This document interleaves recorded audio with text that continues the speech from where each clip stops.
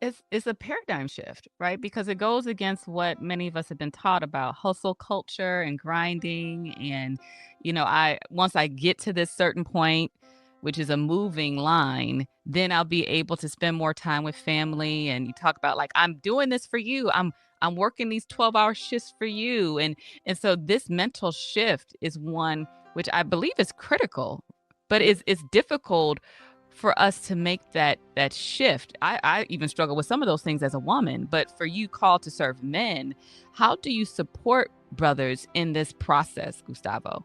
So great question, because the first thing is like we have to address the elephant in the room, right? Because if we're working 12 plus hours a day for my family and I'm suffering in silence, right?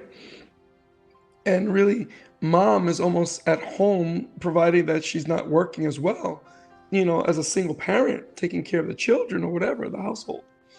And so the first thing that we address is okay, so how can we address the income part, right? Because once we address the income part, we have more time.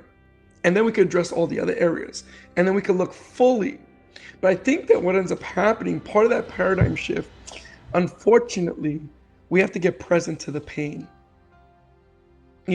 Like for me, when I had the cancer, I had to get present to all the things that I was missing out on because I was present to my timeline on this earth being shortened. And so, because I was present to that, then all those other things that I put to the side because I could do it tomorrow, like take the kids to the park tomorrow, like, go to the gym tomorrow, like go to church and or have a moment with God and me on the beach tomorrow, right? So like those things had to happen today because I truly wasn't promised tomorrow. So the first thing that I see is that we address the financial part. And how we do that is we start teaching men, hey, you may run a successful business, right? You may run, a multi-million dollar business. And can that business run without you? And if it can't, what kind of things can we put in place so that way it can start to run without you? What could you really delegate?